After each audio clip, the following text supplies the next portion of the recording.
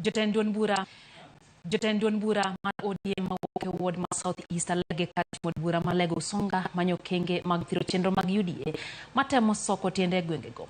Kotene kanyo gi MCA mar Scholastica Mado, jotelogo koro lieko ni agents mag UDA osechako donje gwengego kendo kawo jokanyo mag ODM. Mado wacho ni duond bura mar UDA miyo joga soya matin kar manyo yore mag tingo malo ngimagi chuth.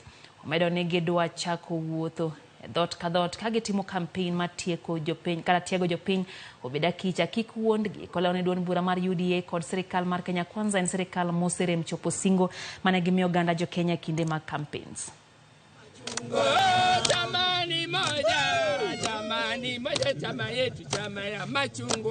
We haven't seen any hope in this new leadership of UDA. What we have been seeing are empty promises. What we have been seeing are castles being built in the air. But in the reality on the ground, we are poorer than we were before the UDA government came in. And that's what we want to expose for who they are. Because right now,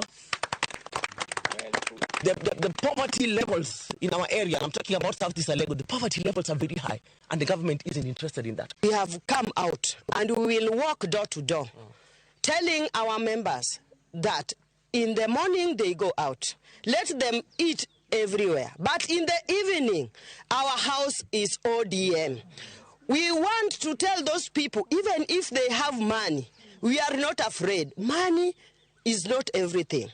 They will bring their money, we will eat. But at long last, we will remain ODM. In this zone, we are ODM, and we are telling them we are ODM. We will not brand ourselves with another name.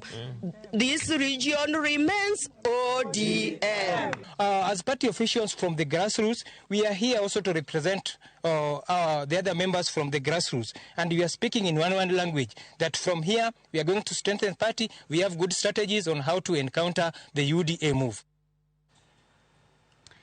Dakika inapaga uchelnya